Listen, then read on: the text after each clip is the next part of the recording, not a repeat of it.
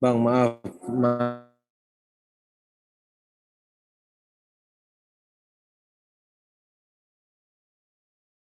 Malah mau gagal jantung dulu atau hipertensi, ya akhirnya hipertensi dulu deh, karena ada kondisi nih ya. Konsep ini nanti bisa dipakai di gagal jantung ya, ada konsep yang harus ditanamkan di hipertensinya ya. Jadi kita hipertensi dulu aja ya. Oke ya. Hipertensi pasti semua sudah memahami ya. Hipertensi ya. Oke, kita mulai ya, kita mulai. Tunggu sebentar deh, saya accept temennya.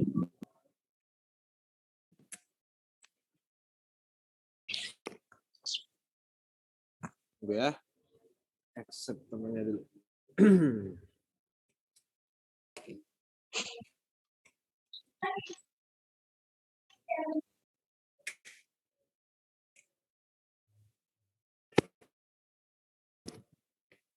Oke, ya. Tekanan darah ya, tekanan darah atau blood pressure ya. Jadi sebelum kita membahas terkait terapinya, seperti biasa kita memahami dulu konsep dari penyakitnya ya. Tekanan darah ya, atau blood pressure ya. Nah, jadi tekanan darah ini, teman-teman ya, tekanan darah ini ya didapatkan dari dua hal, teman-teman ya. Jadi tekanan darah itu didapatkan dari dua hal. Oke, ini jadi saya bagi dua ya. Nah, saya accept temannya dulu deh. Ya. Jadi yang pertama adalah cardiac output. Ya, jadi tekanan darah itu didapatkan dari cardiac output ya. Cardiac output yang dikalikan dengan yang namanya SVR ya. Cardiac output yang dikalikan dengan SVR atau systemic vascular resistance. Systemic vascular resistance. Ya. Jadi tekanan darah di tubuh kita dihasilkan dari cardiac output yang dikalikan dengan systemic vascular resistance seperti itu ya. Oke ya, tadi saya accept temannya dulu. Ya, jadi cardiac output ini kita bisa menyingkat menjadi CO dan systemic vascular resistance ini kita singkatannya adalah SVR. Oke. Nah, kita bahas dulu terkait cardiac output. Kita bahas dulu terkait cardiac output.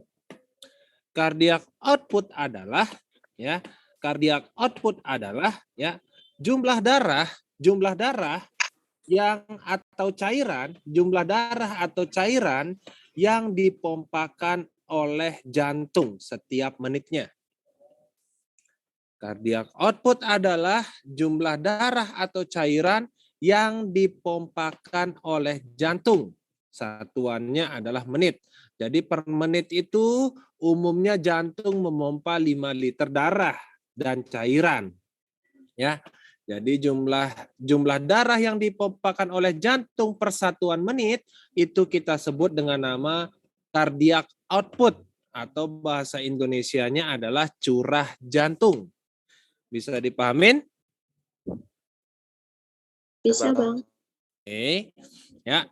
Nah, cardiac output ini teman-teman ya. Cardiac output ini didapatkan dari dua hal. Cardiac output ini didapatkan dari dua hal ya. Ada yang namanya stroke volume ya. Ada yang namanya stroke volume ya. Dan ada yang namanya heart rate ya, heart rate. Oke ya, jadi cardiac output itu didapati stroke volume yang dikalikan dengan heart rate.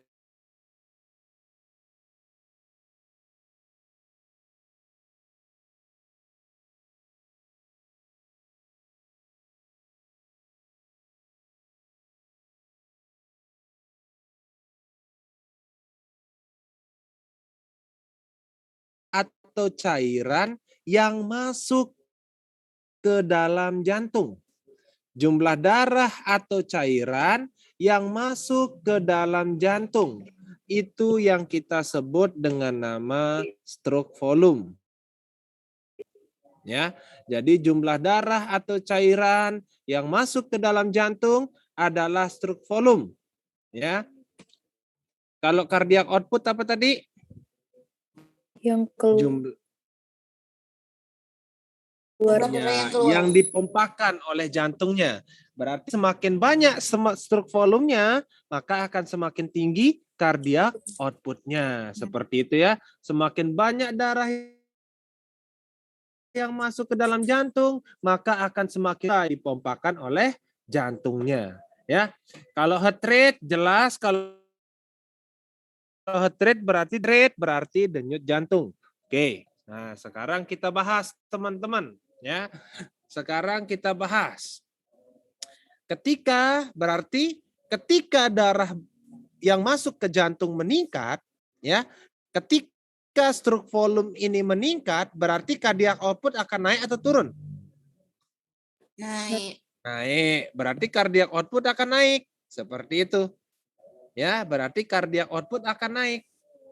Kalau cardiac output naik, berarti tekanan darah akan naik atau turun? Naik ya, karena tekanan darah didapatkan dari cardiac output yang dikalikan dengan sistemik vaskular resisten ya. Berarti kalau stroke volume tinggi, kalau cairan yang masuk ke jantung tinggi, maka cardiac output akan tinggi sehingga endingnya adalah tekanan darah akan tinggi. Bisa dipahamin? Ya, Bang. Kemudian heart rate. Oh, ketika denyut jantung tinggi, kira-kira cardiac output akan tinggi atau rendah? tinggi. Ya, cardiac output pasti akan tinggi. Berarti tekanan darah akan tinggi, ya. Jadi konsepnya di situ, ya. Nah, ketika teman-teman sudah memahami ini, berarti pada pasien dengan hipertensi, ya, di mana tekanan darah tinggi, berarti kita bisa menurunkan cardiac output. Nah, cardiac output yang mana yang mau diturunkan? Cardiac output ini kan didapatkan dari dua hal. Apakah ingin menurunkan stroke volume atau ingin menurunkan heart rate? Nah, pertanyaannya di situ, ya. Nah, jadi ada obat-obatan yang tujuannya adalah menurunkan stroke volume. Apa contohnya? Stroke volume berhubungan dengan apa tadi? Dengan Beta blocker gitu. stroke volume berhubungan dengan apa tadi? Cairan. Cairan. Berarti untuk menurunkan stroke volume, kita akan memerlukan buang cairan. Pakai? Diuretik. Iya, diuretik ya. Jadi sifatnya diuretik ini adalah menurunkan cardiac output ya, karena dia membuang cairan keluar ke dalam tubuh. Berarti semakin banyak cairan yang dibuang, maka cardiac output akan turun. Harapannya seperti itu.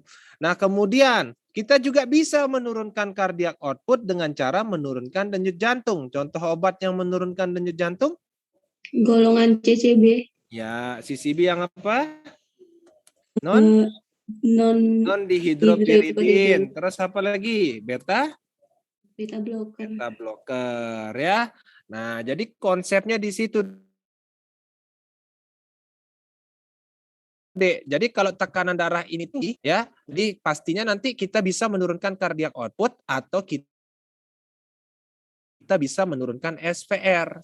Nah, SVR ini bagaimana, Kak? Kalau SVR ini nanti berkaitan dengan vasokonstriksi dari pembuluh darah. Jadi semakin vasokonstriksi pembuluh darah, maka akan semakin tinggi. Kalau SVR tinggi, tekanan darah akan berarti tekanan darah akan tinggi atau rendah? Ya, tinggi ya. Seperti itu ya. Berarti nanti KSR ini berkaitan dengan vasokonstriksi ya. Semakin pembuluh darah itu vasokonstriksi, maka SVR akan semakin tinggi. Berarti untuk menurunkan SVR kita membutuhkan obat yang bersifat lawannya vasokonstriksi apa? Vasodilator. Vasodilator ya. Contohnya apa yang menurunkan SVR? Alpha blocker. Contohnya ya, S inhibitor benar ya, ARB benar, alpha blocker juga benar Adik ya. ARB kemudian alpha blocker benar, alpha 1 blocker benar. Ya. Kemudian ada CCB yang DHP ya. Ada CCB yang DHP. Kemudian apa lagi Kak? Ada nitrogliserin vasodilator ya. Kemudian ada apa lagi Kak? Ada hidralazin ya. Hidralazin. Nah, jadi obat-obatan yang bersifat vasodilator mampu menurunkan SVR. Ya. Nah, jadi konsepnya di sini, Dek. Konsep dari hipertensi itu ya di sini. Ya. Jadi kalau pasienmu mengalami hipertensi, ini saya bahas hanya hipertensi, Dek ya. Ini yang saya bahas pasiennya tanpa komorbid, jadi ini yang hanya hipertensi ya. Karena nanti kalau komorbid beda lagi ya. Jadi kalau kamu menemukan pasien yang hanya hipertensi, kamu ingin menurunkan cardiac output silahkan. Kamu ingin menurunkan SVR ya silahkan. Ya, seperti itu. Ya, kalau hipertensi. Jadi kalau hipertensi itu kita harus menurunkan cardiac output dan kita juga harus menurunkan SVR. Ya, karena pada pasien yang mengalami hipertensi, kemungkinan adalah cardiac output-nya tinggi dan SVR-nya tinggi. Jadi manajemen untuk hipertensi itu adalah menurunkan cardiac output dan menurunkan SVR. Bisa dipahamin? Bisa dipahamin? Bisa, Bang. Oke, ya, konsepnya di situ ya. Nah, tapi ketika kita lebih detail lagi teman-teman ya, ketika kita lebih detail lagi, bentar, saya accept temannya dulu ya. Ketika kita lebih detail lagi, dari cardiac output dan SVR ya, dari cardiac output dan SVR ternyata yang lebih dominan terhadap tekanan darah adalah SVR. Ya. Jadi dari cardiac output dan SVR ini ternyata yang lebih dominan terhadap tekanan darah adalah SVR. Berarti untuk menurunkan tekanan darah lebih baik nurunin cardiac output atau SVR? SVR. Ya. Jadi kalau teman-teman ingin menurunkan tekanan darah, lebih baik menggunakan obat-obatan yang menurunkan SVR. Kenapa demikian? Karena SVR yang lebih dominan terhadap tekanan darah itu. Ya, seperti itu. Nah, kemudian Kak, kalau cardiac output ini kan ada dua, Kak. Ada stroke volume dan ada heart rate. Yang mana yang lebih dominan? Yang paling dominan terhadap cardiac output adalah stroke volume. Ya, jadi yang lebih dominan terhadap cardiac output adalah stroke volume. Nah, jadi kalau ingin menurunkan cardiac output, lebih baik menurunkan yang stroke volume-nya. Jadi buang aja cairannya pakai diuretik, ya seperti itu, ya. Nah, cuman jadi kalian bisa seperti ini teman-teman ya, Dek ya. Jadi adik bisa seperti ini, misalkan nih ada pasienmu ya, ada pasienmu diberikan terapi S inhibitor, misalkan pasiennya sudah diberikan terapi S inhibitor, loh nggak efektif, S inhibitornya kok nggak efektif, umpama seperti itu ya, S inhibitornya nggak efektif. Nah, Kak, lebih baik saya tambahin diuretik atau lebih baik saya tambahin CCB, misalkan amlodipin. Jadi kalau saya pribadi lebih baik saya turunkan SVR saja, Dek. Tambahin aja CCB seperti amlodipin. Ya, itu kalau jika kamu menemukan pasien yang hanya hipertensi. Jadi kalau kalian lihat pasien-pasien yang hipertensi di apotek, umpama datang di apotek, ya hanya hipertensi saja, ya kalian pasti akan sering menemukan kombinasi antara entah S inhibitor dengan amlodipin. ACE inhibitor dengan nifedipin, umpama kayak gitu, atau enggak ARB dengan amlodipin, ya. Jadi seperti itu, ya. Biasanya kalau dokter sudah paham terkait cardiac output dan SPR ini, dia akan dominan menurunkan SPR-nya dibandingkan menurunkan cardiac output-nya, ya, seperti itu. Ya, jadi ketika teman-teman memahami hal ini, harapannya apa? Teman-teman bisa berkolaborasi dengan tenaga kesehatan lainnya, ya. Wah, Dok, ini pasiennya hipertensi, Dok. Dokter udah memberikan obat lisinopril. Dokternya umpama lebih memilih HCT, umpama kayak gitu. Oh, saya tambahin HCT aja deh ya, diuretik ya, tambahin HCT ya. Bisa teman-teman, Dok, kan tekanan darah itu kan lebih dominan ke SPR, Dok. Bagaimana kalau kita nambahin amlodipin saja? Ya, seperti itu. Ya, jadi itu harapannya teman-teman bisa berkolaborasi ke depannya, ya. Di UKHI nggak ada yang kayak gini-gini keluar, ya. Tapi ketika teman-teman berpraktek nanti akan banyak menemukan hal-hal seperti ini, ya. Jadi konsepnya adalah untuk tekanan darah, untuk hipertensi, teman-teman bisa menurunkan cardiac output atau bisa menurunkan SPR. Konsepnya di situ, ya. Yang paling dominan terhadap tekanan darah adalah SPR, yang paling dominan terhadap cardiac output adalah stroke volume, seperti itu, ya. Oke, sampai sini bisa dipahamin? Bisa, Bang. Bisa. Oke, ya. Boleh saya hapus? Boleh. Atau masih ditulis? Ada yang masih nulis? Bentar, masih nulis. Oke, silahkan. Bang, ini untuk materi hipertensinya, Bang ya? Iya.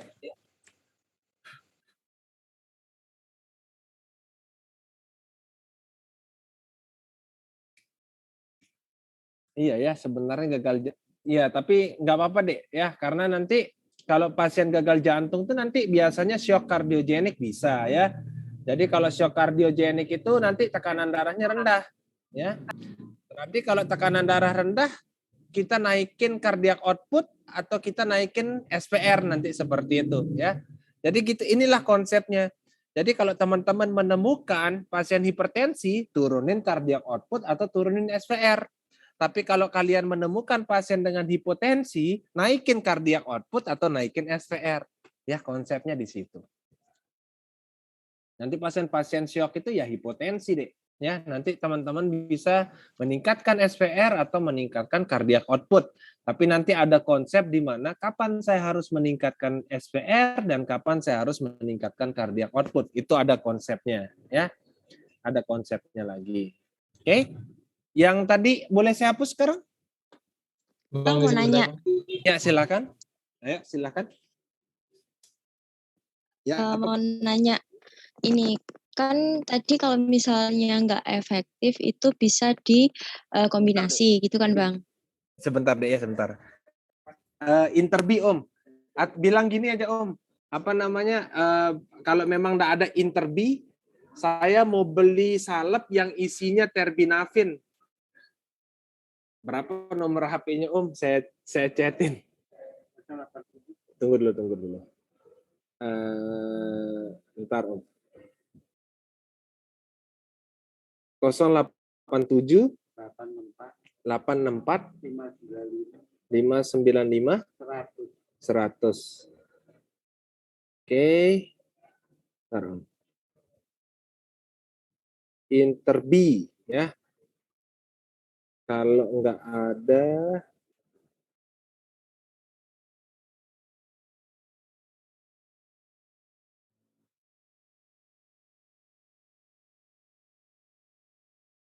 nah udah Om, udah saya chatin Om, ya.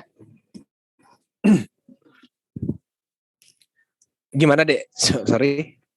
Gimana? Ya, Bang. Oke. Kan tadi kalau misalnya nggak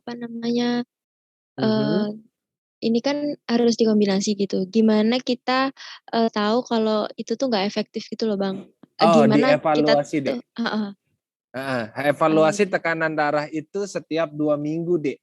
Nah, cuman karena kita di era BPJS, ya, Ya. evaluasinya setiap sebulan, ya. Jadi setiap pasien kontrol kan, kalau BPJS ini kan setiap kontrol kan sebulan sekali, ya. Iya. Jadi evaluasinya di tekanan darahnya. Kalau menurut jurnal itu 2 minggu ya. Jadi melihat efektivitas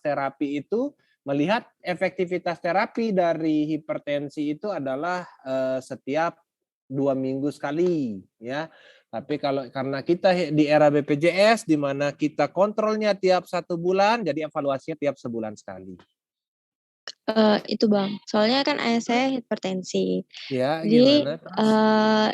hipertensi aja, nggak ada komorbid yang lain. Itu selama ini tuh minum amlodipin setiap hari, hampir setiap hari. Tapi tekanan darahnya tuh nggak pernah turun Bang, kayak mentoknya tuh 159 gitu-gitu. Jadi tetap di atas 150. Oke.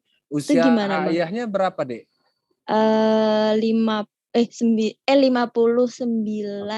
58, 59. 58 lah ya, 59 Iya. lah ya, oke. Iya. Oke, bisa ditambahin ACE inhibitor bisa, Dek. Itu Berapa dosis amlodipinnya yang udah dipakai? 10 Bang. Oh, udah maksimal, udah mentok lah itu ya. Iya. Udah mentok, bisa ditambahin ACE inhibitor, nanti pakein aja ramipril yang bagus, Dek. Mulai dosisnya 2,5 miligram. Ranipril yang 2,5 ya Bang? 2,5 miligram ya. Jadi diminum, nanti terserah mau minum pagi atau malam ya, tapi salah satunya nanti pagi dan salah satunya lagi malam. Ya. Jadi kita mulai 2,5 miligram dulu, nanti evaluasi ya, evaluasi setiap 2 minggu atau mau evaluasi tiap hari nggak masalah. Ya. Seperti itu nggak masalah. Kalau memang nanti dalam waktu 1 bulan tekanan darahnya nggak turun-turun umpama kayak gitu, kita tingkatin lagi dosis ramiprilnya. Iya Ya. Bang. Ya Bang. Tingkatin. Makasih Bang. Sama-sama. Ada lagi? Siapa lagi yang mau bertanya? Saya Bang, izin bertanya Bang. Ini Bang, menentukan kapan obat ini kita memilih cardiac output dinaikkan atau systemic vascular resistant SVR-nya dinaikkan itu kapan? Kalau pasien hipotensi. Ya, kalau hipertensi kan kita turunin CO-nya. Ya, kalau hipertensi kita turunin CO dan SVR, tapi kalau hipotensi kita naikin CO atau SVR-nya. Ya. Nah, cuman kita kalau pasien dengan shock itu nanti kita ada pilihannya kapan saya harus naikin CO, kapan saya harus naikin SVR. Mungkin besok kita akan bahas di gagal jantung. Ya. Jadi kita sebenarnya enakan ini dulu sebenarnya, enakan kita bahas, makanya saya nggak jadi bahas gagal jantung, karena konsep ini dulu harus tertanamkan. Ya. Takutnya nanti kalau saya bahas gagal jantung, konsep CO dan SVR ini belum tertanam, malah bingung. Takutnya di situ sih, makanya saya bahas hipertensi duluan. Ya. Ada lagi yang ingin bertanya? Kalau kayak gini, dapat nggak, Dek, materi-materi? Saya lupa ya, saya waktu S1 kayaknya nggak dapat. CO dan SPR ini dapat nggak waktu S1? Waktu profesi dapat nggak? Dapat Bang. Nah, dapat ya. Mestinya ini karena ini harus ditanamkan terlebih dahulu ya, CO dan SPR ini. Ya. Jadi bagus banget kalau dapat ya. Saya lupa juga aslinya ya. Lupa juga. Karena saya kadang-kadang gitu, Dek. Kadang-kadang kalau saya dulu saya tuh belajar tuh kalau ke kampus nggak pernah bawa tas. Jujur, saya tuh nggak pernah bawa tas. Jadi umpama saya tanya dosen saya dulu. Dan itu pun dulu kalau saya kuliah S1 tuh bahan alam, kemudian industri itu kayak semi solid, solida, steril itu nggak pernah saya masukin. Jadi itu saya bolos terus, tapi klinis saya nggak boleh bolos karena memang saya dari dulu sukanya klinis. Jadi kayak bahan alam dan kimia dan lain-lain itu kadang-kadang jarang saya masuk. Ya masuknya pun kalau cuman praktikum aja masuknya. Ya seperti itu. Karena percuma saya percuma walaupun saya umpama di kelas itu aja saya ngertinya, tapi ketika di luar kelas sudah saya lupa ya. Tapi kalau klinis itu biasa saya baca dulu. Jadi umpama dosen mau jelasin materi ini, jadi saya baca terlebih dahulu, nanti saya tulis di tangan apa aja yang saya mau tanyain. Jadi sifat saya belajar ya kayak gitu dulu ya. Tapi alhamdulillahnya teman-teman sudah diajarin konsep ini ya alhamdulillah, karena dulu saya rasa S1 saya nggak diajarin ini ya, konsep cardiac output dan SPR ini saya nggak pernah diajarin, saya cuma baca tok Oh, baca, nggak paham apa yang saya baca, ternyata semua ada di YouTube. Jadi saya nonton, oh ini maksudnya yang saya baca tadi. Jadi bisa saya kembangin. Jadi saya biasanya lihat video. Jadi kalau umpama saya kesusahan, saya lihat video. Ya, nggak ada video saya stres, biasanya kayak gitu ya. Jadi kalau biasa nggak ada video tuh perlu 10 kali saya baca baru saya bisa paham. Ya, itu kalau saya tuh jengkel-jengkel sendiri deh kalau nggak paham. Tapi ada beberapa teman saya juga kalau ketika dia nggak paham itu ya udah. Jadi istilahnya udah baca nggak paham dilepas gitu ya. Tapi saya nggak suka kalau kayak gitu. Jadi saya harus baca sampai saya paham istilahnya kayak gitu ya. Bagaimanapun caranya itulah kalau saya pribadi. Cuman kan beda-beda orang ya. Oke, ada yang ingin bertanya lagi?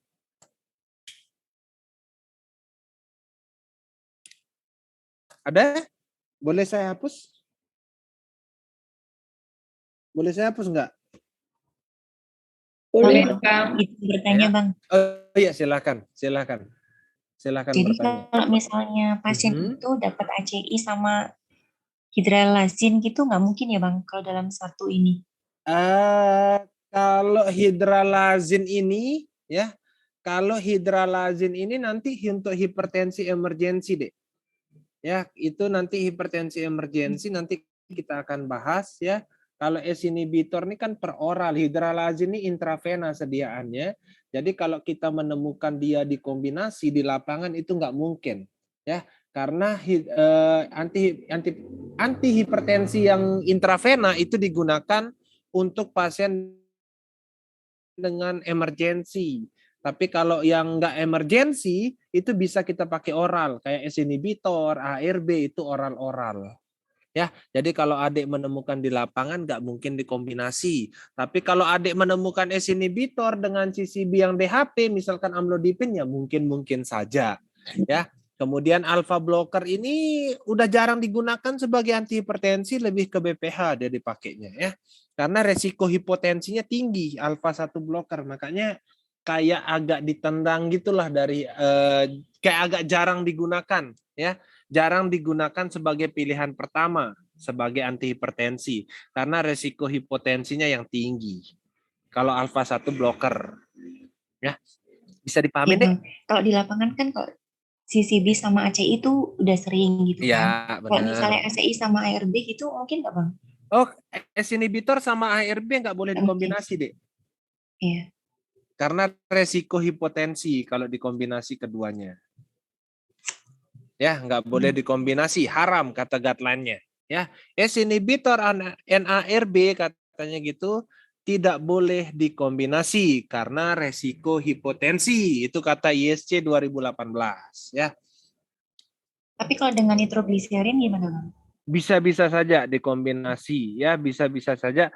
Dan cuman nitrogliserin yang saya maksud di sini sebenarnya ya, nitrogliserin ini bisa nurunin tekanan darah ya, tapi ketika kamu ingin menterapi pasien dengan hipertensi ya, di mana ingin menggunakan nitrogliserin, ini biasanya kita pakainya intravena ya. Jadi pasien-pasien yang terapi hipertensi emergensi itu bisa dipakai nitrogliserin. Tapi dia bukan merupakan pilihan pertama ya. Ya, Bang. Baik, Bang. Terima kasih, Bang. Sama-sama. Ada lagi? Ada lagi? Boleh dihapus sekarang? Boleh dihapus? Boleh Bang, boleh. Ya. Bang mau tanya. Oh iya, silakan, Dek. Kalau kayak alpha 2 agonis kayak clonidine dan gitu-gitu itu ya. gimana? Kalau Dianya alpha di 2 SPR atau CO? Kalau alpha 2 agonis itu dia lebih dominan dia bisa kena dua, Dek. Bisa kena cardiac output dan dia bisa kena juga yang namanya SPR karena dia nanti memblok ketokolamin. Ya, dia blok ketokolamin, otomatis nanti ketokolamin nggak ada, epinefrin dan norepinefrin nggak ada. Jadi epinefrin dan norepinefrin ini nanti stimulasinya bisa ke reseptor beta dan bisa ke reseptor alfa. Ya, jadi kalau memakai agonis di mana kerjanya dia memblok ketokolamin, dia itu bisa menurunkan cardiac output dan dia bisa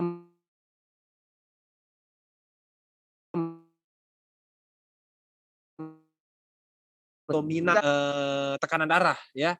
Dia tidak terlalu bagus dalam menurunkan tekanan darah. Cuma nanti ada letaknya dia dipakai. Ada letaknya dia dipakai. Nanti kita akan bahas ya. Ada letaknya kapan saya harus menggunakan metildopa, kapan saya harus menggunakan klonidin, itu ada letaknya ya. Pasti Bang. Ada lagi? Ya, sama-sama. Ada lagi? Baik, jika tidak ada kita lanjut ya. Kita lanjut ya. Nah, oke. Sekarang sebelum kita membahas bagaimana terapi pasien yang mengalami hipertensi ya, kita akan membahas terlebih dahulu target ya. Kita akan membahas dulu target tekanan darah. Nah, ini adalah target tekanan darah dan yang saya gunakan di sini adalah GNC 8 deh ya, tekanan darah ya. Yang saya pakai di sini adalah GNC 8. Ya. Nanti kalau adik buka AHA ya beda lagi ya. Kalau adik buka ISC itu sama dengan GNC 8 ya. Tapi kalau adik buka guideline yang khusus ginjal umpama Kadigo beda lagi target-target tekanan darahnya. Nah, umumnya yang di UKI keluar itu adalah GNC 8 ya. Nah, ini adalah target tekanan darah menurut GNC 8. Seperti apa target tekanan darah menurut GNC 8 ya. GNC 8 ini memiliki 2 target tekanan darah ya. Jadi GNC 8 ini memiliki 2 target tekanan darah ya. Yang pertama adalah target tekanan darah di mana targetnya adalah 140/90 ya. Target tekanan darah yang 140/90. Kemudian yang kedua ada di bawah 150/90. Nah, ini target yang kedua ya. Jadi ada 2 target ya, ada di bawah 140/90 dan ada di bawah 150/90 ya. Untuk target di bawah 140/90 ini diperuntukkan ya. Ini diperuntukkan untuk pasien yang mengalami satu pasien yang mengalami hipertensi ya dengan adanya diabetes mellitus atau CKD ya. Jadi pasien dengan hipertensi CKD itu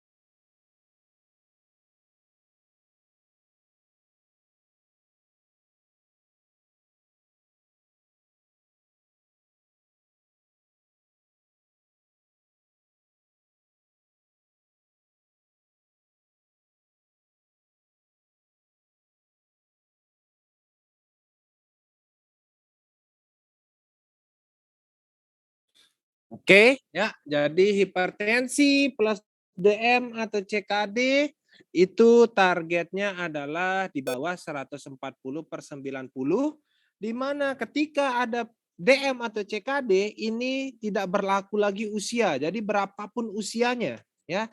Berapapun usianya, kalau udah ada hipertensi dengan DM ataupun CKD, jangan targetnya pasti akan di bawah 140/90. Jadi berapapun usianya, ya. Nah, kemudian yang kedua adalah target di bawah 140/90 ini diperuntukkan untuk pasien yang hanya hipertensi ya dengan usia di bawah 60 tahun. Dengan usia di bawah 60 tahun. Oke, ya. Nah, kemudian untuk target di bawah 150/90 diperuntukkan untuk pasien yang hanya hipertensi namun usia lebih dari 60 tahun. Ya, lebih dari 60 tahun. Ya, jadi hanya satu saja. Nah, berarti yang ini beda, yang ini yang paling beda, Dek. Jadi cukup hafalin yang beda aja. Ya, cukup hafalin yang beda aja karena ini yang beda aja. Kalau ini kan banyak kriterianya. Kalau yang di bawah 140/90 ini kan banyak kriterianya. Hipertensi dengan DM, hipertensi dengan CKD, hanya hipertensi namun usia di bawah 60 tahun. Ya. Bisa dipahamin?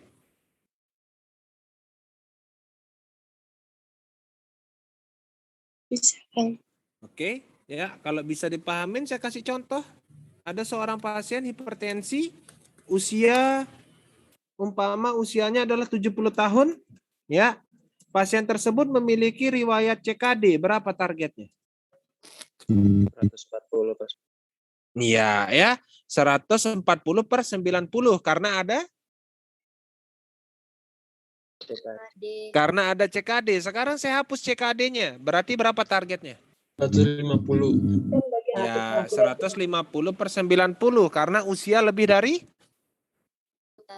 60 tahun ya. Sampai sini bisa dipahamin targetnya? Paham ya? Boleh saya hapus? Bang, saya boleh tanya, Bang. Boleh, silakan, Dek. Bang, kalau umurnya 60 tahun, ini berarti kita pertimbangkan dengan dia ada DM atau CKD atau bagaimana, Bang? Soalnya kan yang kurang dari 140 itu kurang dari 60, tapi yang kurang dari 150 itu lebih dari 60. Yang 60 gimana, Bang? Di sini 60, Dek.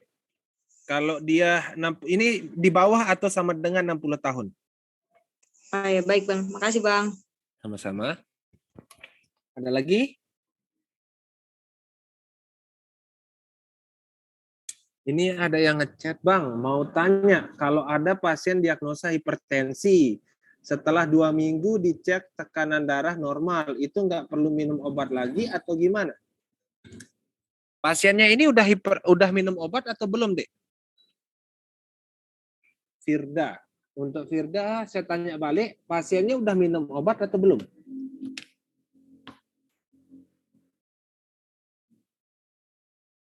Sudah tetap minum, Dek. Ya, tekanan darahnya normal karena antihipertensinya. Tekanan darahnya bisa normal karena antihipertensinya.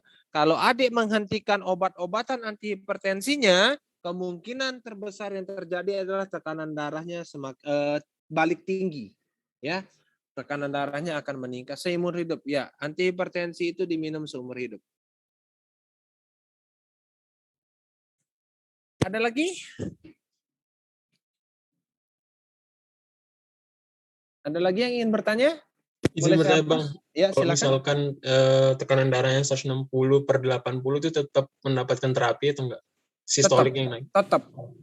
Baik sistolik yang tinggi ataupun diastolik yang tinggi harus tetap mendapatkan terapi. Ya, baik sistolik yang tinggi atau diastolik yang tinggi harus tetap mendapatkan terapi.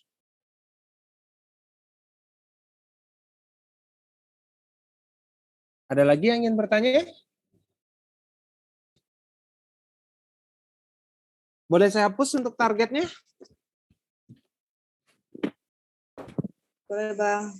Oke, dihapus ya. Untuk targetnya saya hapus. Nah, sekarang bagaimana manajemen terkait hipertensi itu? Ya, tadi kita udah pahami konsepnya, sekarang kita pahami terkait pemilihan obat-obatannya. Ya, sekarang kita akan memahami terkait pemilihan obat-obatannya. Nah, ini kita akan membahas pasien yang hanya hipertensi, Dek, tanpa komplikasi. Berarti ini kita akan bahas terkait pasien yang hanya hipertensi tanpa komplikasi, ya. Nah, jadi kalau kita membahas pasien yang hanya hipertensi tanpa komplikasi, GNC ini ya GNC 8 itu membagi 2 jenis pasien. Ya, membagi 2 jenis pasien. Yang pertama adalah pasien kulit putih ya atau non black ya. Ada pasien yang non black dan ada pasien yang black ya, ada pasien yang black. Tapi Indonesia masuk yang non black deh ya. Kalau yang black ini mungkin saudara kita yang di Papua ya, itu masuk yang black ya. Tapi kalau suku Jawa dan suku-suku lainnya itu kemungkinan besar masuk di non-black ya. Seperti itu, Afrika masuk yang black ya, seperti itu.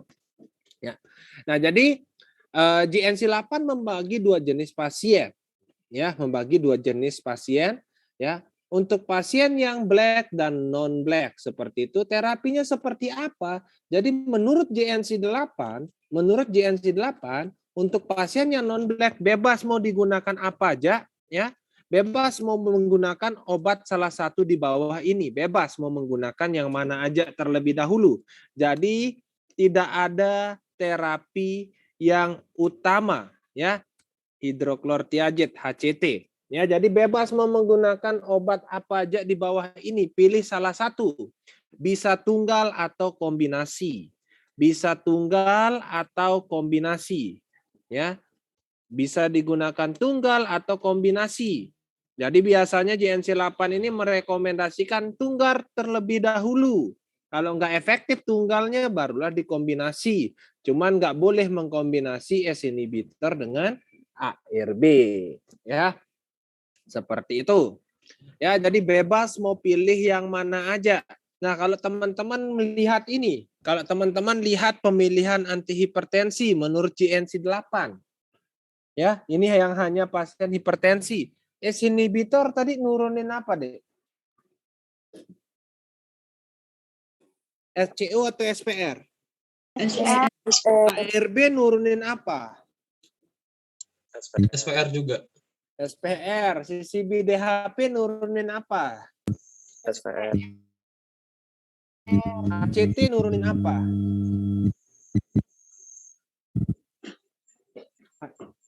ST. Ya, stroke volume ya.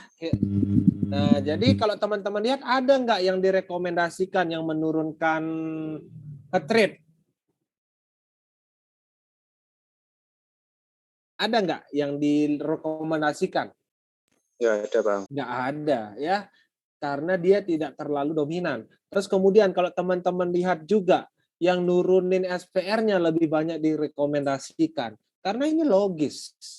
Ya, logikanya adalah tadi itu konsepnya SPR itu lebih dominan.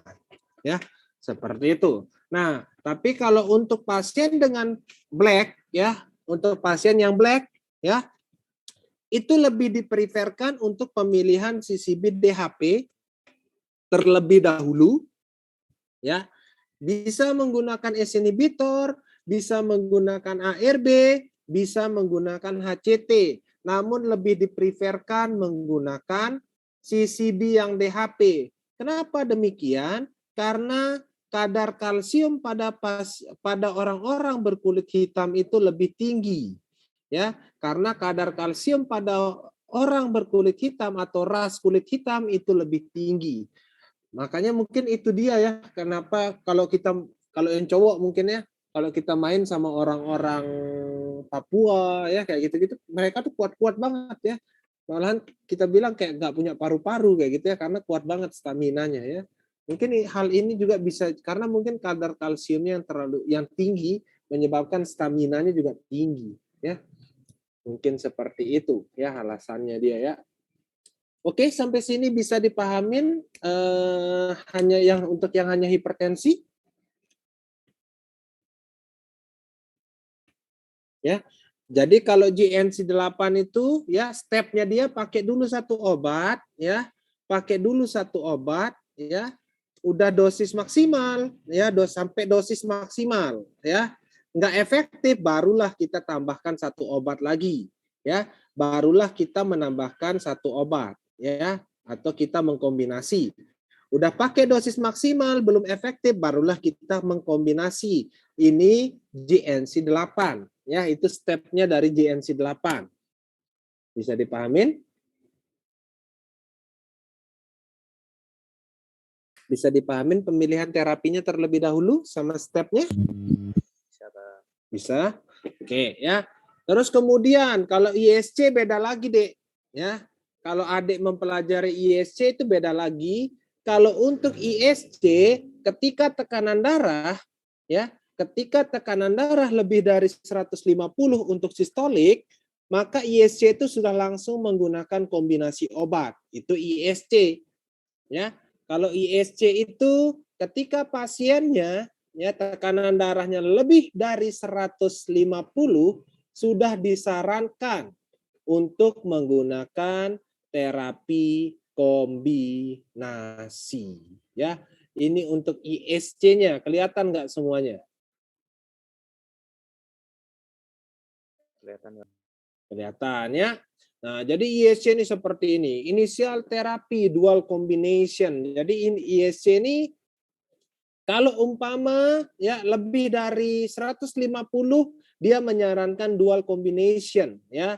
Tapi dia bisa menggunakan pertimbangkan monoterapi atau satu obat saja kalau pasiennya sistoliknya di bawah 150 atau pasien yang tua usia lebih dari 80 itu bisa menggunakan satu obat saja. Tapi kalau umpama sistoliknya lebih dari 150 ya, maka kita sudah bisa menggunakan 2 terapi langsung. Itu kalau ISC ya. Seperti itu. Ya, jadi sama ya diuretiknya di sini adalah diuretik yang HCT ya. Diuretiknya di sini adalah diuretik yang HCT ya, seperti itu. Ya. Oh, enggak berhasil kalian menurunkan cardiac output, enggak berhasil kalian menurunkan apa namanya? SVR, berarti solusinya adalah turunkan cardiac output. Nah, makanya stepnya seperti ini ya. Step keduanya adalah triple combination ya. Kalau triple combination nggak ngatasin resistensi hipertensi yang terjadi, tapi nanti akan kita bahas lagi terkait resistensi hipertensi ini. Ya, oke. Nah, teman-teman sudah membahas terkait pasien. Ini yang uncomplicated deh. Ini yang uncomplicated ya. Jadi algoritma ini untuk pasien yang tanpa komplikasi. Jadi hanya hipertensi seperti ini menurut ISC ya. Kalau GNC 8 seperti tadi ya, GNC 8 seperti tadi ya. Jadi tidak ada perbedaan yang signifikan kalau kita lihat ya. Pemilihan obatnya sama, ACE inhibitor, ARB, CCB, DHP atau diuretik seperti itu ya. Diuretiknya adalah HCT ya, seperti itu. Oke, kita lanjut lagi. Nah, sekarang bagaimana kalau pasiennya ada komplikasi ya? Kak, bagaimana kalau pasien saya dengan komplikasi? Oke, ya. Jika pasienmu dengan komplikasi, ya, jika pasienmu memiliki komplikasi terkait ya hipertensi, maka seperti ini kata GNC 8-nya. Apakah ini terlihat? Ya, oke, terlihat ya, semua terlihat ya, semua terlihat ya, simple deh. Kenapa saya bilang simple? Sebagian besar merekomendasikan ACE inhibitor diberikan terlebih dahulu. Kak, pasien saya dengan gagal jantung, ACE inhibitor terlebih dahulu. Kak, pasien saya dengan penyakit jantung koroner, ACE inhibitor terlebih dahulu. Kak, pasien saya dengan diabetes, ACE inhibitor. Kak, pasien saya dengan CKD, ACE inhibitor. Kak, pasien saya dengan stroke, ACE inhibitor. Kemarin kita sudah bahas juga. Kenapa pasien dengan CKD menggunakan ACE inhibitor? Karena punya efek nefroprotektor, Bang. Ya, nefroprotektan. Jadi logis-logis saja direkomendasikan oleh guideline sebagai pemilihan pertama. Kenapa pasien dengan penyakit jantung koroner membutuhkan ACE inhibitor terlebih dahulu?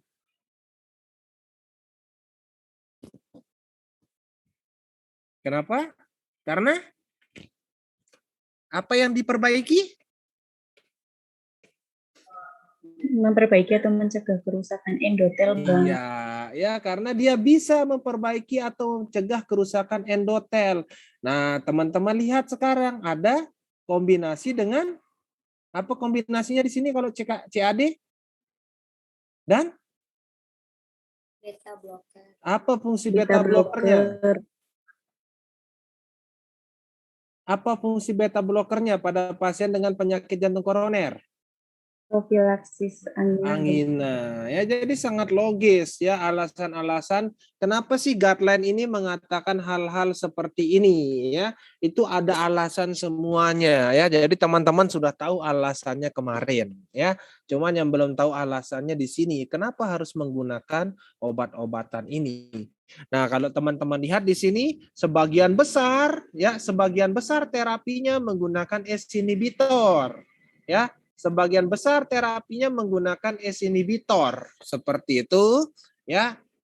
Namun khusus pasien dengan penyakit jantung koroner, dia harus dikombinasi dengan beta blocker ya. Jadi ACE inhibitor atau ARB dan beta blocker katanya seperti itu. Jadi umpama ada soal UKI. Pasien mengalami penyakit jantung koroner dan hipertensi.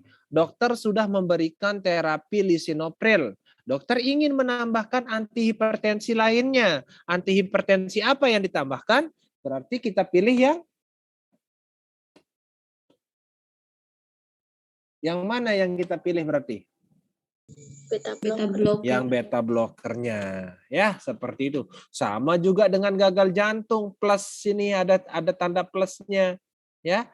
Jadi ini obat-obatannya nanti kita akan kombinasi. Ya, seperti itu. Ya.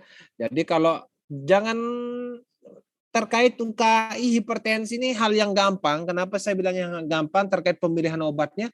Semua ACE inhibitor terapi pilihan pertamanya. Ya, semua ACE inhibitor terkait terapi pilihan pertamanya. Cuma nanti yang beda di mana? Yang beda kalau wanita hamil ya. Wanita hamil yang dipreferkan ada 3, ada labetalol, ada nifedipin dan ada metil dopa. Ya, bisa dipahamin terkait pemilihan obatnya?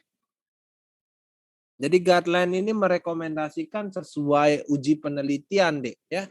Kenapa ini direkomendasikan di awal? Sudah tahu alasannya, ya. Alasan itu yang harus ditahu, ya. Seperti itu. Kalau cuman pasien CAD pakai diabetes mellitus, antihipertensinya ACE inhibitor. Kenapa pakai ACE inhibitor? Nah, itu yang harus tahu, ya. Seperti itu, ya. Kalau cuma tahu pasien diabetes pakai ACE inhibitor, itu sama halnya bukan farmasi ya, bukan farmasi. Ya. Seperti itu. Oke, ada yang ingin bertanya lagi terkait pemilihan terapinya?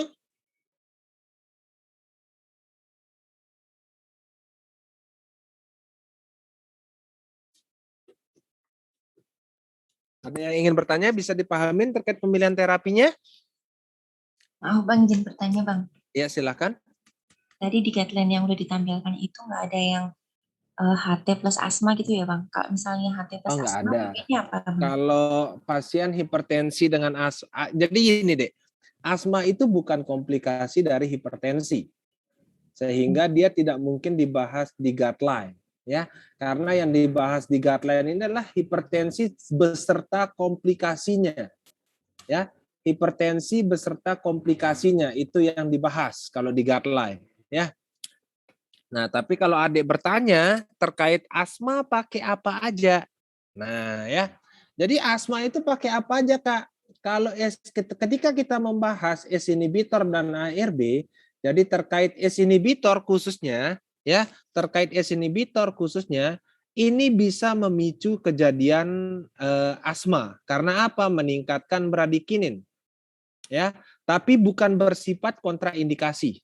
Dia tidak bersifat kontraindikasi, tapi dia hanya bisa memicu, jadi perlu diwaspadai. Ya, bukan bersifat kontraindikasi. Berarti pasien asma boleh dong pakai ACE inhibitor? Boleh, tapi monitoring ketat.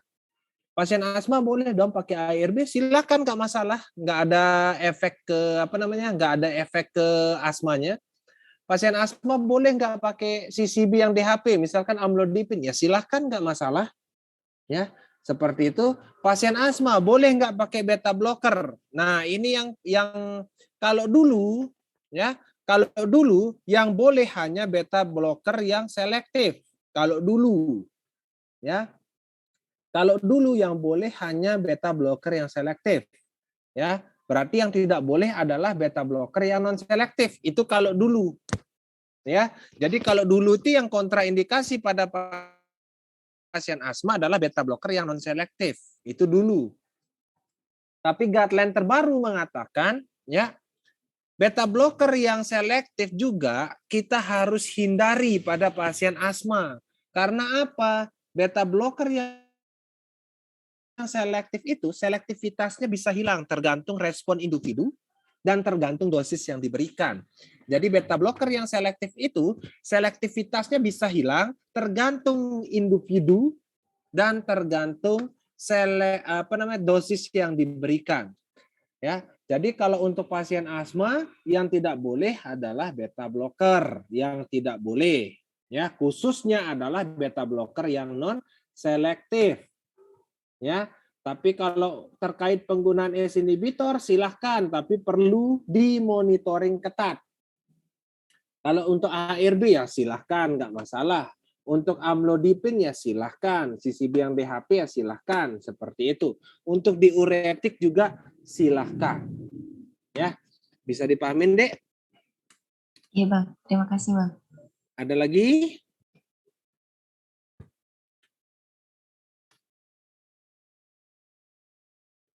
Ada lagi? Baik, jika tidak ada yang ingin bertanya, kita akan membahas obat-obatannya satu per satu.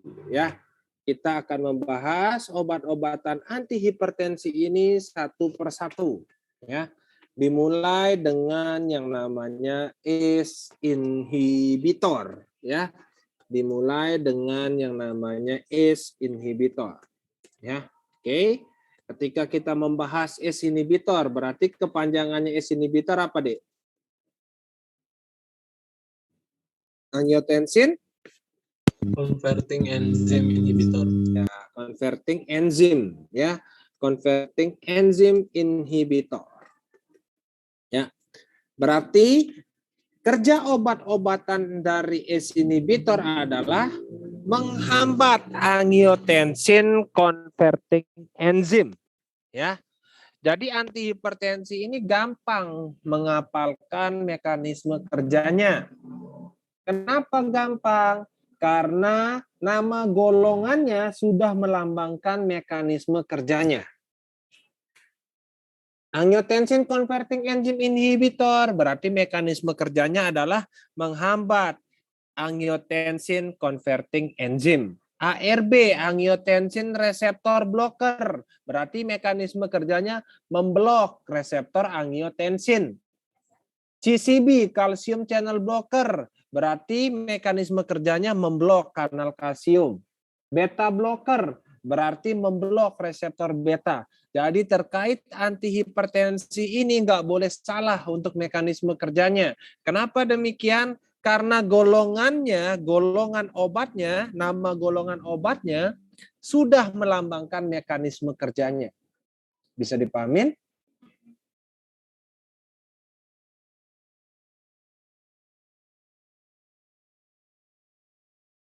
Bisa dipahamin? Bisa, Mas. Oke, ya. Nah, sekarang kita bahas apa aja sih obat-obatan yang termasuk ACE inhibitor. Kasih contoh, satu. Lisinopril, apalagi Dek selain lisinopril? Amipril, apalagi? Amipril, apalagi?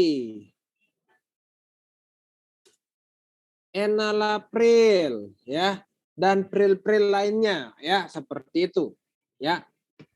Oke. Kemudian ada yang khusus, ya. Dari golongan-golongan obat-obatan pril-pril ini atau ACE inhibitor ini ada yang khusus. Ya, ada yang khusus terkait cara penggunaan. Yang khusus terkait cara penggunaannya adalah captopril. Ya, yang khusus cara penggunaannya adalah captopril, ya. Nah, jadi studi mengatakan ternyata captopril akan menurun bioavailabilitasnya, ya. Bioavailabilitas akan menurun, bioavailabilitas akan menurun, ya, sebanyak 30 sampai 40%, ya, sebanyak 30 sampai 40%, ya, jika dikombinasi dengan makanan, jika dikombinasi dengan makanan, ya. Jadi bioavailabilitasnya akan menurun sebanyak 30 sampai 40% jika dikombinasi dengan makanan. Berarti solusi yang bisa kita anjurkan adalah diminum kapan? Sebelum makan. Ya, ya. Intinya dia ini harus diminum adalah saat perut kosong, ya. Intinya dia harus diminum adalah saat perut kosong atau 1 jam sebelum makan, bukan 30 menit tapi 1 jam ya. Karena apa? Ya, kelarutan maksimal dari kaptopril itu ya ketika sudah 1 jam.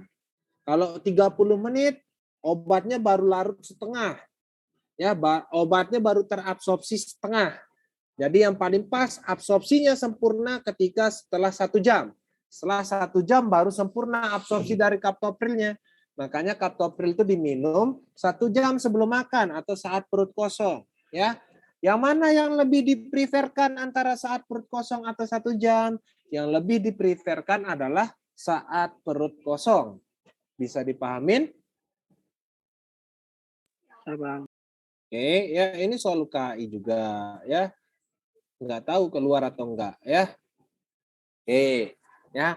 Kemudian ACE inhibitor yang paling bagus adalah ramipril. Jadi ramipril ini adalah ACE inhibitor yang paling bagus ya. ACE inhibitor, makanya kita gencar pakai ramipril sekarang. Paling bagus. Kenapa demikian? Karena paling bagus dalam menurunkan ya.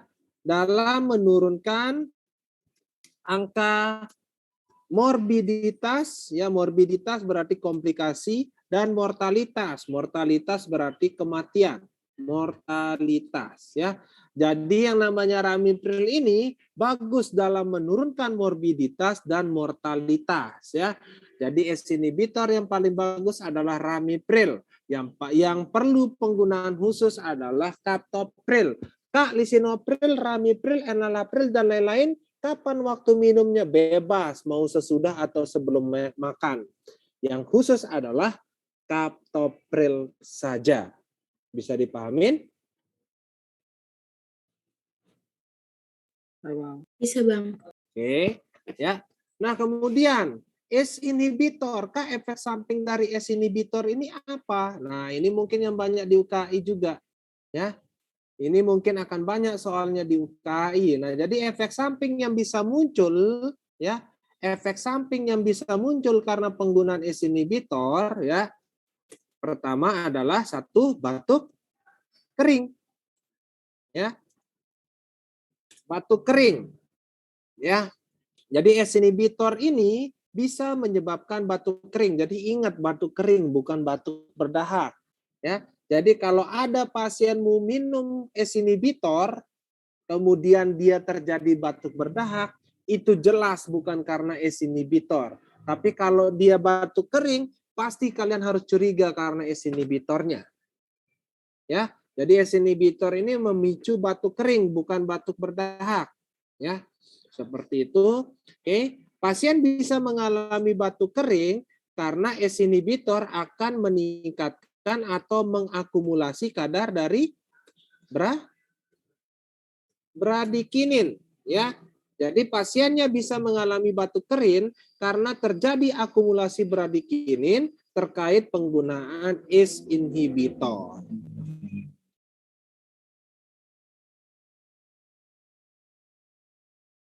Oke, ya. Nah, kemudian Kak, jika pasien saya batuk kering, solusinya seperti apa? Nah, jika pasienmu mengalami batuk kering terkait penggunaan ACE inhibitor, solusinya adalah ganti ke ARB.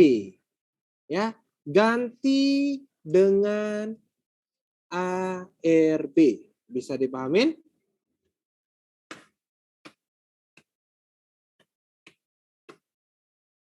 Bisa dipahamin yang ini? Bisa. Oke, ya. Kemudian lagi ACE inhibitor, apa efeknya lagi? ACE inhibitor ini bisa menyebabkan terjadinya hiperkalemia. ACE inhibitor bisa menyebabkan terjadinya hiperkalemia. Ya. Sehingga kita harus monitoring kadar kalium. Harus monitoring kadar kalium. Ya, terutama ketika digunakan pada pasien apa yang hiperkalemia, rentan terjadi hiperkalemia?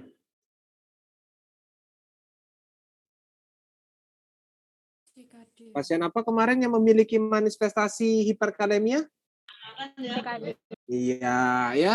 CKD lini pertama ACE inhibitor.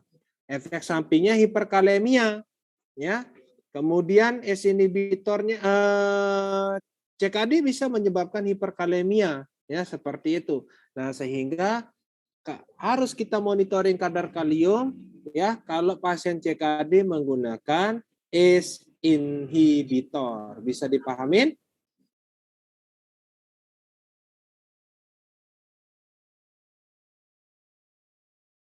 Bisa dipahamin? Bisa, Bang.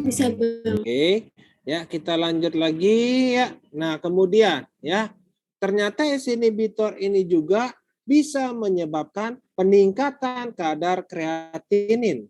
Peningkatan kadar kreatinin. Oke, ya, koma, titik. Ya. Jika pasien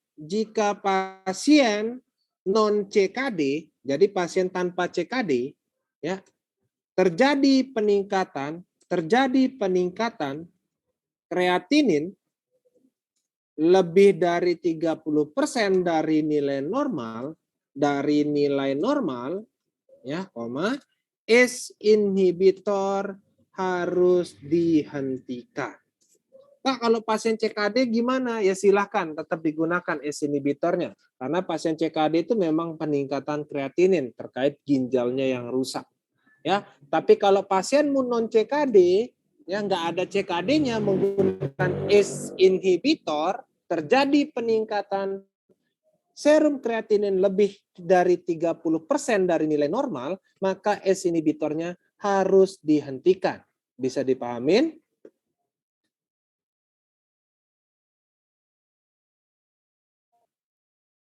Bisa, Bang. Oke. Ya, kemudian apalagi Kak efek samping dari ACE inhibitor? ACE inhibitor bisa menyebabkan angiodema, ya. ACE inhibitor bisa menyebabkan angiodema. Jadi angiodema ini maksudnya adalah jadi mukanya itu bengkak, Dek. Ya, mukanya bengkak karena reaksi alergi. Jadi ini biasanya pasien yang alergi, ya. Jadi alergi ACE inhibitor itu mukanya bengkak atau angiodema, ya. Nah, nanti solusinya ganti dengan ARB, ya. Kita ganti dengan ARB. Jadi ini sekilas terkait ACE inhibitor, ada yang ingin bertanya?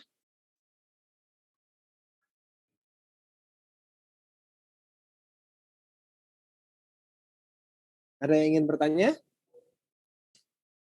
Cukup jelas ACE inhibitornya? Boleh saya hapus atau masih ditulis?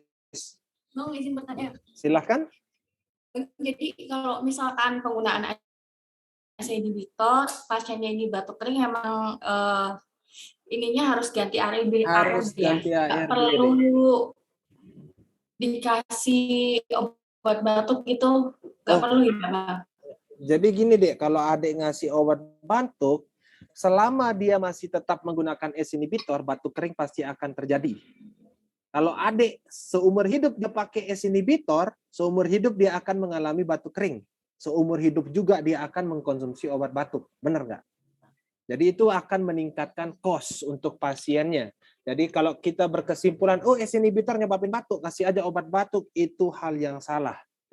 Ya, seperti itu. Jadi solusinya memang mengganti obat.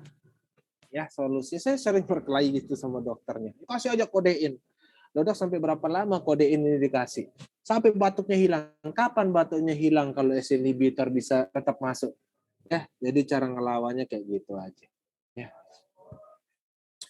Bisa dipahamin, Dek? Bisa, Bang. Terima kasih. Sama-sama. Ada lagi?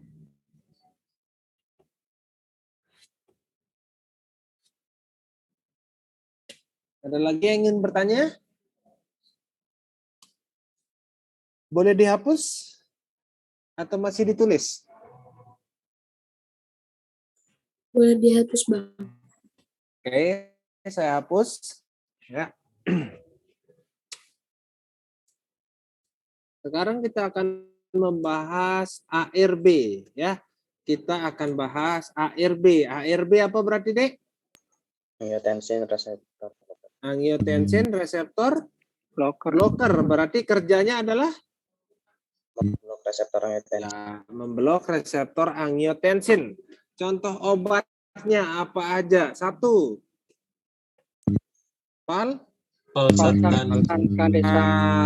Ya, telmisartan. Kemudian ada kandesartan ya. Kandesartan, kemudian ada losartan ya, ada irbesartan dan ada sartan-sartan lainnya ya. Ada irbesartan dan sartan-sartan lainnya ya. Oke. Ya. Oke, kita bahas ya yang khusus dari ARB ini ada kandesartan. Jadi yang paling bagus ya, yang paling bagus menurunkan mortalitas dan morbiditas adalah kandesartan. Bagus dalam menurunkan morbiditas dan mortalitas ya. Jadi yang paling bagus itu adalah kandesartan ya. Kandesartan adalah ARB yang paling bagus. Oke. Ya. Makanya sekarang kan lebih banyak kita pakai yang kandesartan ya. Nah, kemudian yang khusus apa lagi? Losartan ini yang khusus ya. Ternyata losartan ini ya khususnya adalah dapat menurunkan kadar asam urat. Dapat menurunkan kadar asam urat ya. Dapat menurunkan kadar asam urat dengan cara meningkatkan eliminasi asam urat. Meningkatkan eliminasi asam urat ya. Eliminasi asam urat. Jadi kandesartan ini bisa menurunkan kadar asam urat dengan cara meningkatkan eliminasi asam urat ya. Seperti itu. Nah, kemudian efek sampingnya. Apa saja efek samping terkait penggunaan ARB? Oke, kita bahas lagi. Efek samping yang bisa muncul terkait penggunaan ARB adalah hiperkalemia. Ya, hiperkalemia. Nah, sehingga wajib monitoring ya, harus monitoring kadar kalium. Kadar kalium ya, terutama pada pasien apa tadi? Digunakan pada pasien CKD, Bang. C ya. Jika digunakan pada pasien CKD ya. Jadi harus monitoring kadar kalium kalau digunakan pada pasien CKD. Oke, kita lanjut lagi. Oke, kemudian ya, apalagi efek sampingnya, Kak? Oke, efek samping yang bisa muncul lagi adalah peningkatan BUN, blood urea nitrogen, ya. Peningkatan BUN, blood urea nitrogen, sehingga kita bisa monitoring kadar BUN, ya. Monitoring atau kadar BUN, ya. Monitoring kadar BUN jika pasien hanya hipertensi, ya. Jadi kalau pasienmu hanya hipertensi menggunakan ARB, kita monitoring kadar BUN. Tapi kalau pasienmu CKD menggunakan ARB, yang kita monitoring adalah kalium. Oke. Ya. Atau ini aja, atau pada pasien non CKD lah ya, atau pada pasien non CKD. Kita monitoringnya ini ya. Oke. Nah, kemudian yang ketiga ya. Yang ketiga dia ini aja sih efek samping yang sering muncul, Dek. Ya, hipotensi ya pasti bisa ya, hipotensi bisa muncul ya. Jadi yang paling sering ini ya. Jadi yang paling sering terkait penggunaan ARB ya, itu bisa mengalami hiperkalemia ya dan peningkatan BUN, sehingga wajib monitoring kadar BUN pada pasien non CKD. Ada lagi yang ingin bertanya?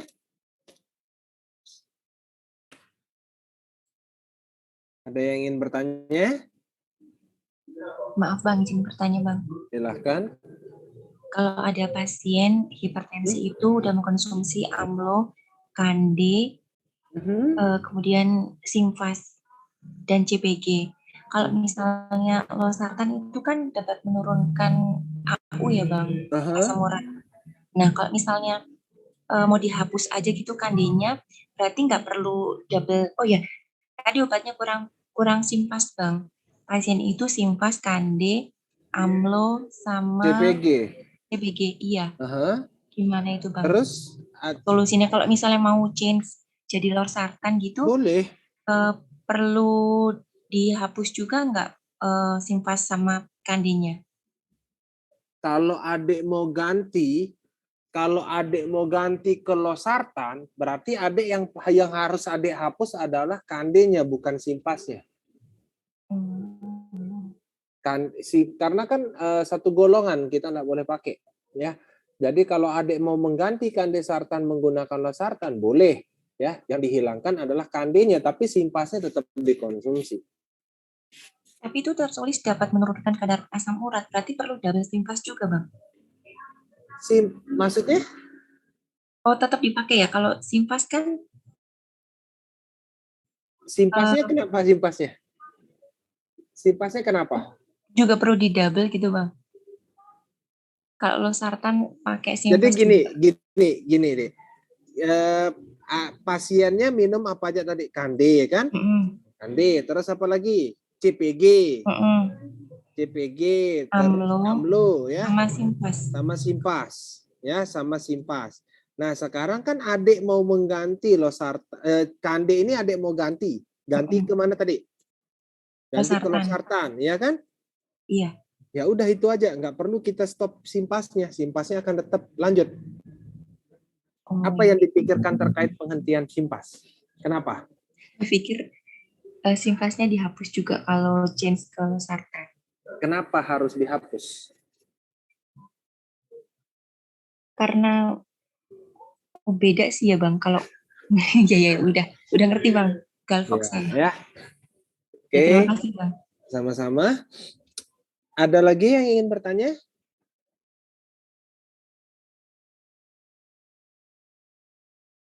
Ada lagi yang paling bertanya? Jadi kalau emang pasien adik tidak ada asam urat ya jangan diganti, tetap aja kande ya. Tapi kalau ada riwayat asam urat, losartan lebih bagus digunakan ya, ditanggung kok BPJS. Kalau nggak ada riwayat asam urat, kande aja karena target kita menurunkan angka kematian dan angka komplikasi, menurunkan morbiditas dan mortalitas. Tapi kalau memang ada asam uratnya, kita bisa ganti kande sartan ke losartan, bisa, nggak masalah, ya. Iya, maksud saya itu Bang. Tadi lupa nerangin, pasiennya punya asam urat dan kolesterol juga. Iya. Jadi adik mau ganti. Iya, misalnya. Ya simpasnya tetap minum, simpasnya tetap diminum. Ya. Kolesterolnya berapa, Dek? 8,6. Hah? Asam uratnya. Sorry Bang, asam uratnya 8,6. 230 Bang. Itu kolesterol total. Iya. LDL normal. Aduh kurang paham Bang kalau itu. Oh kalau itu kurang paham ya. Oh ya nggak masalah simvastatin ya. Ganti kande sartan ke losartan aja nggak masalah ya. Karena obat-obatan hiperlipidemia ya atau anti hiperlipidemia itu yang bisa digunakan ya, yang bisa digunakan sebagai terapi menurunkan asam urat bukan simvastatin melainkan fenofibrat. Ya. Jadi fenofibrat itu bisa menurunkan kadar asam urat kalau fenofibrat ya. Makanya direkomendasikan kalau pasienmu hiperlipidemia dengan asam urat bisa pakai fenofibrat ya. Kalau statin nggak terlalu efektif. Ya terkait menurunkan kadar asam urat. Tapi kan target statinnya di sana bukan menurunkan kadar asam urat melainkan menurunkan kolesterolnya ya. Oke, ada lagi yang ingin bertanya?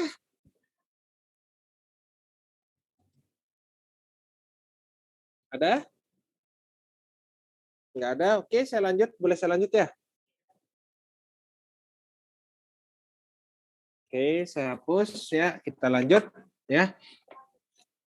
Kita bahas lagi yaitu beta blocker. Sekarang kita bahas ya. Beta blocker ya.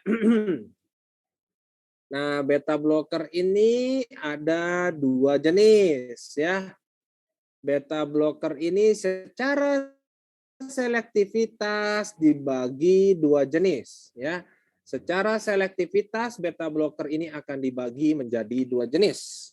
Yang pertama ada yang beta blocker selektif ya. Ada yang selektif.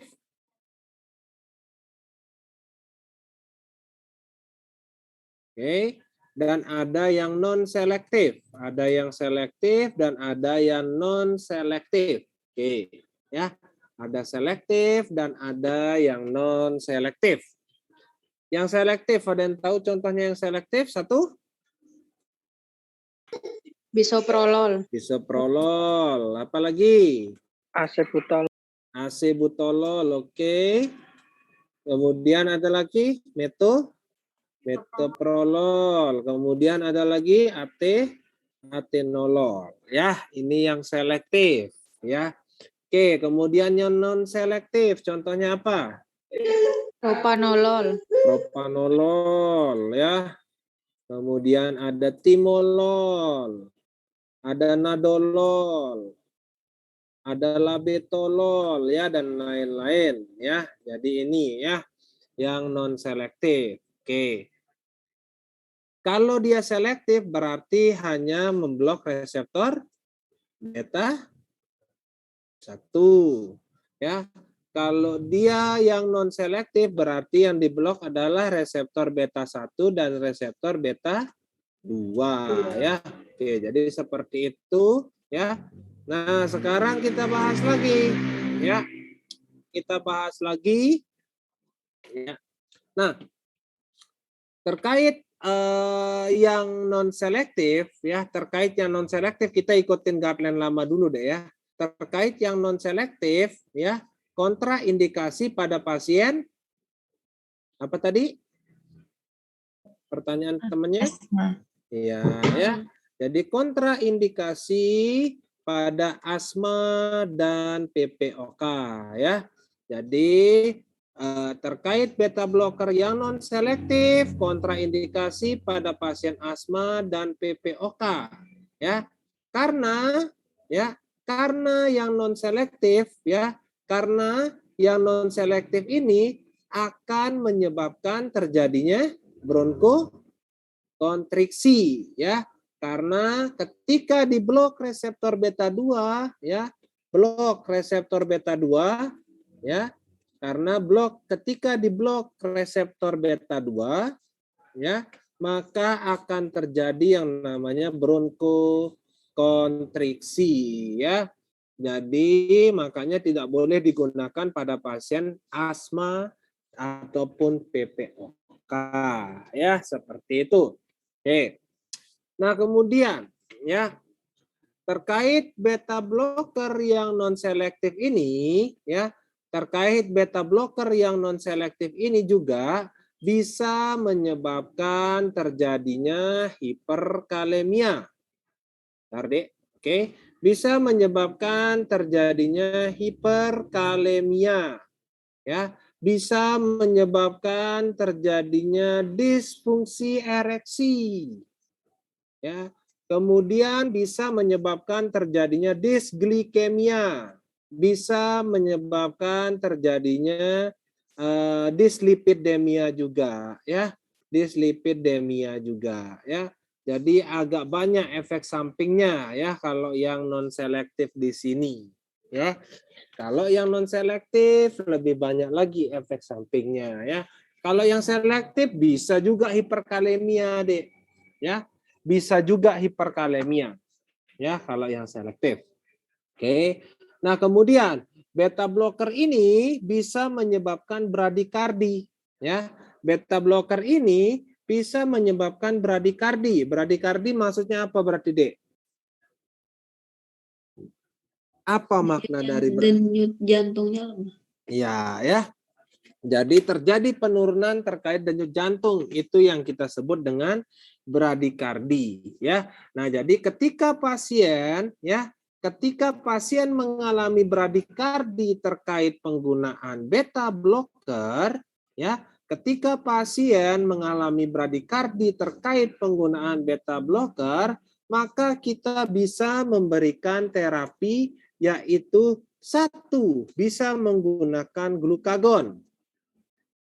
2, bisa menggunakan insulin. Ya, jadi terkait bradikardi karena penggunaan beta blocker, ya, kita bisa menggunakan glukagon atau insulin sebagai antidotumnya. Sama juga keracunan beta blocker bisa pakai glukagon atau insulin. Ya, seperti itu. Ada yang ingin bertanya?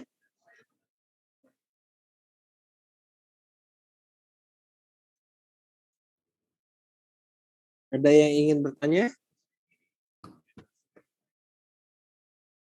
Terkait beta blockernya, ada yang bertanya? Nggak ada? Oke, jika tidak ada, boleh saya hapus. Udah capek? Udah capek belum? Saya tanya dulu. Ini masih banyak, Dik. Oke, ya. Besok aja kita lanjut ya. Karena ini mungkin udah sampai tidak ada suaranya adik-adik ini. Ya, besok kita lanjut lagi jam 7. Nggak ada yang bertanya nih. Kalau nggak ada bertanya, Mau saya konfirmasi stop sampai sini. aja. Berarti Oke, kalau yang silakan. non-selektif itu efek sampingnya yang hiperkalemi, disfungsi, dan lain-lain itu kan Bang. Terus kalau yang selektif itu hiperkalemi. Terus kalau yang efek samping keseluruhan beta blokernya itu bradikardi gitu, Bang. Iya, keseluruhan. Jadi beta blocker baik yang selektif ataupun non-selektif itu bisa menyebabkan bradikardi. Terima kasih, Bang. Sama-sama. Ada lagi? Bang, mau izin nanya tentang yang tadi resisten hipertensi. Oke. Gimana, Bang? Besok, Dek. Besok. Ini belum sih. Iya, Bang. Makasih, Bang. Sama-sama. Ada lagi?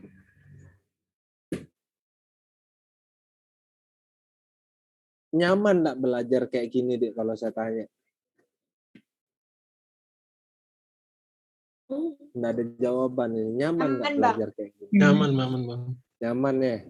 Nggak, soalnya saya lihat tadi ada kan yang ada anak-anak kuliahan di sini kan belajar sambil di warung kopi. Iya, silakan. Tolong. Gimana?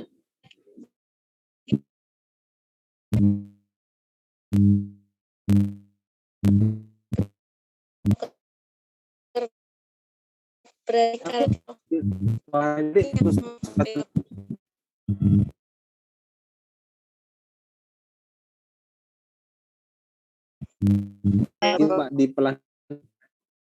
Minta tolong dijelasin lagi yang berarti itu, Bang. Kenapa beradikinya? Coba diketik aja. Coba adik ketik aja, coba. Adik ketik aja. Ya. Ayo, selain bradikardi ada yang bertanya lagi? Ini tadi sebenarnya kelewatan sih. Ya.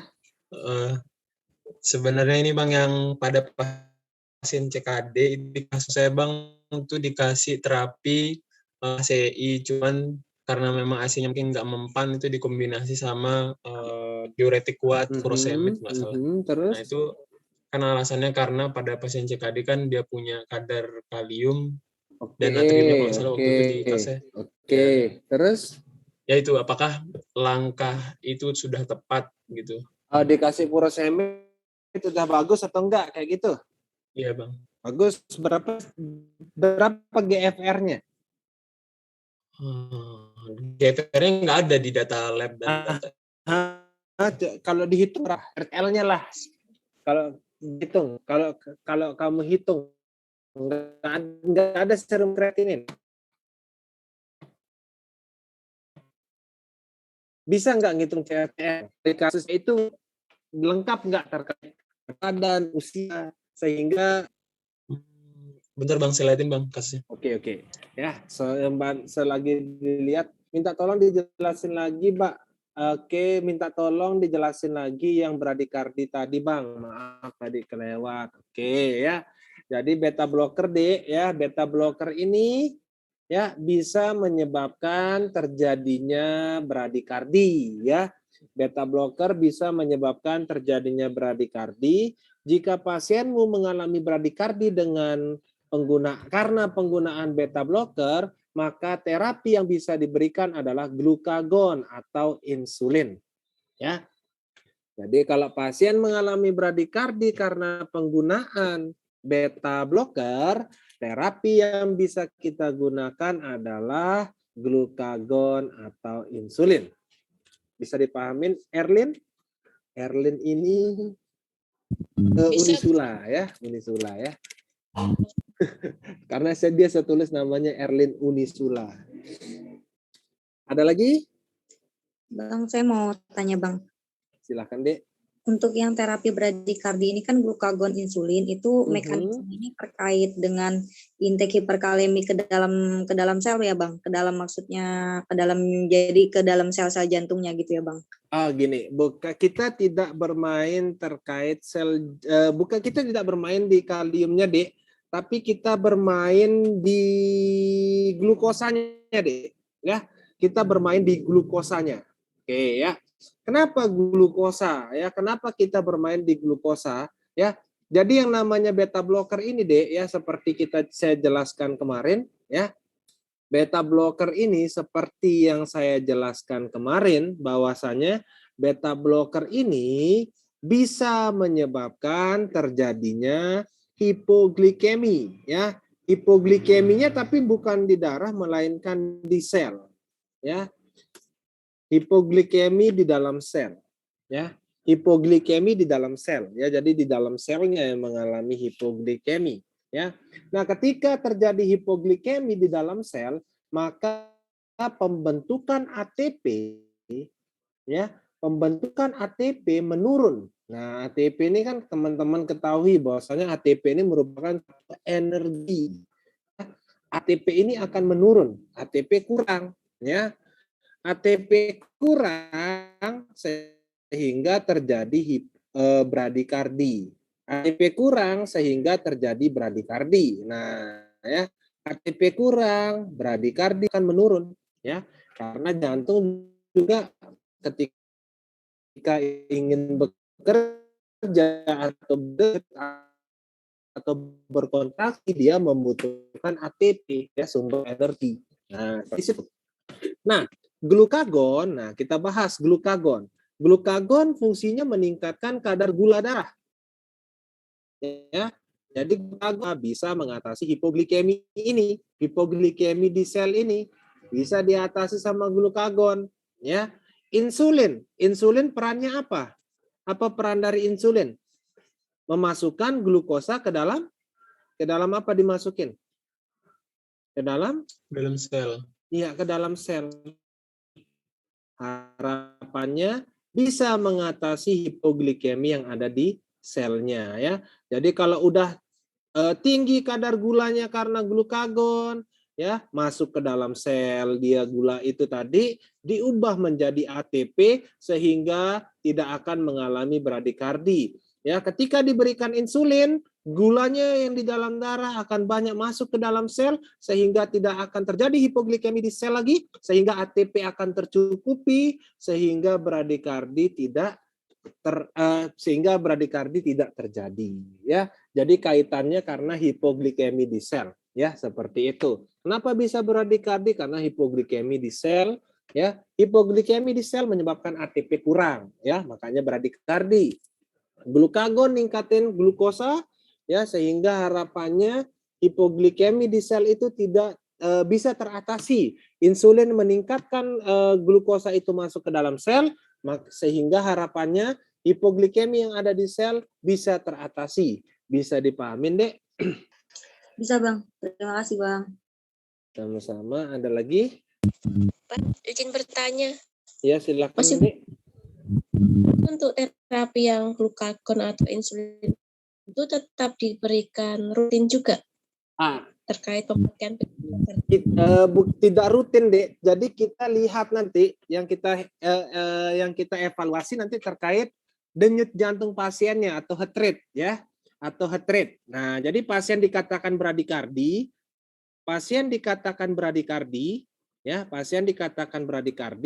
ya, ketika denyut jantung atau heart rate-nya di bawah 60, Dek. Ya. Jadi bradikardi ini dikatakan pasien bradikardi ketika denyut jantungnya atau HR-nya di bawah 60. Nanti kalau ada pasienmu pakai beta blocker, kita kasih glukagon. Glukagon jelas kita tidak kasih karena nggak ada di Indonesia. Anggaplah kita kasih insulin yang ada di Indonesia. Kasih insulin intravena. Apakah rutin kita berikan? Tidak rutin. Ya, insulin intravena masuk 10 unit, kita evaluasi dari heart rate-nya. Kalau memang terjadi peningkatan di heart rate, sudah normal heart rate-nya lebih dari 60, maka insulinnya kita stop. Ya, jadi kapan saya harus stop insulin pada pasien yang mengalami toksisitas beta blocker atau bradikardi karena beta blocker kalau heart rate-nya sudah normal. Ya, kalau heart rate-nya sudah normal baru kita pakai insulin. Jadi baru kita hentikan insulin. Ya, jadi nggak rutin dipakainya. Bisa dipahamin? Bisa, Bang. Terima kasih, Bang. Sama-sama. Pernah nonton ini enggak kalian? Apa judul film Jepang? Itu ya, saya lupa. Dulu saya pernah nonton, tapi cuma baru episode 3. Tentang farmasi. Itu bagus banget sih filmnya.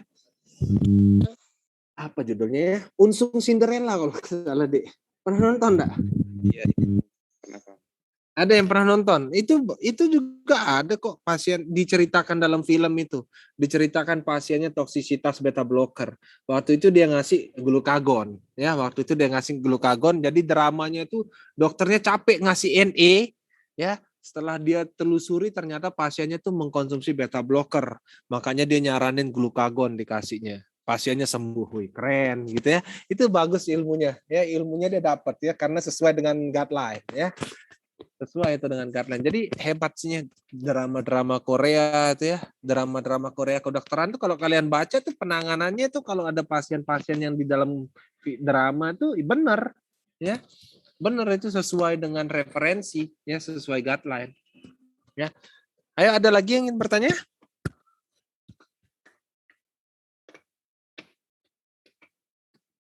Ada lagi? Tadi pasien CKD-nya gimana tadi? Yang CRCL-nya nggak ada, Bang, di sini malah. Aha, CRCL-nya nggak ada. Kita bisa ngitung sendiri kan? Ada nggak berat badannya? Usianya berapa? Ada usia? Bentar, Bang. Untuk berat badannya, usianya 66 tahun, berat badannya nggak ada. 66, berat badannya? Nggak ada. Oh, berat badan nggak ada. Terus serum kreatininnya ada?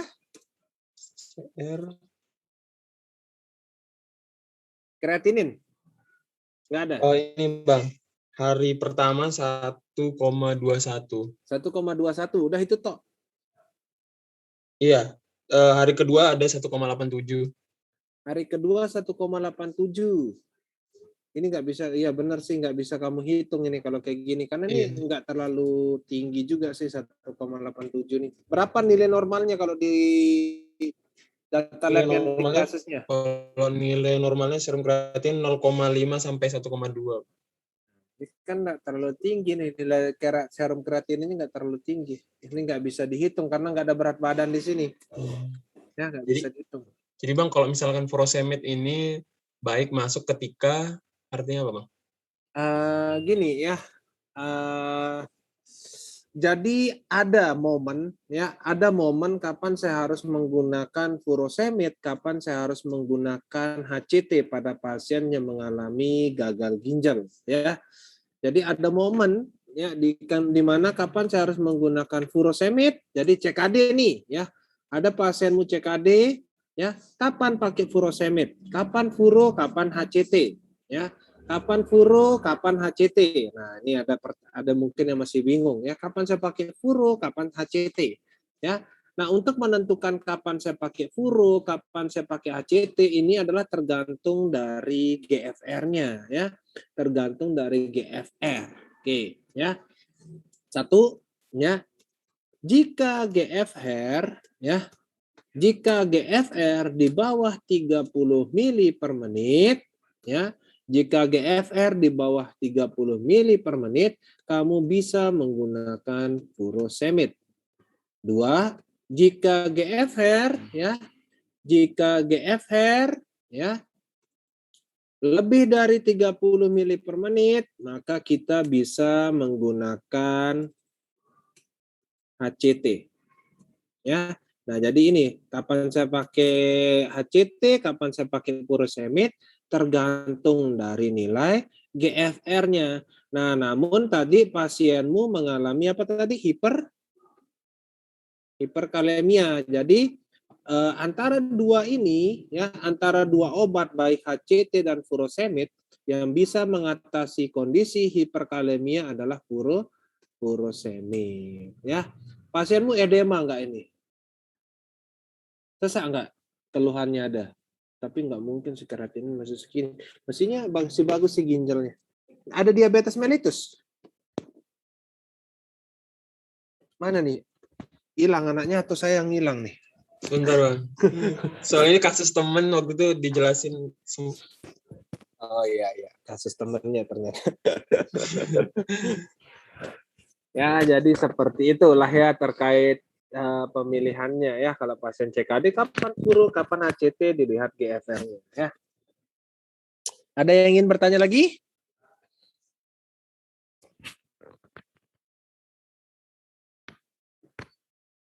Nggak ada? Boleh saya akhiri?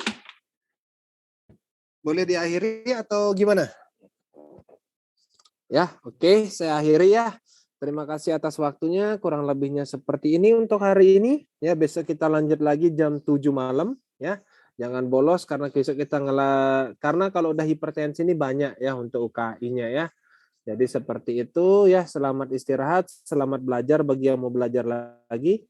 Assalamualaikum warahmatullahi wabarakatuh. Waalaikumsalam warahmatullahi Terima kasih Bang. wabarakatuh. Terima kasih, Bang. Terima kasih, Bang. Sama.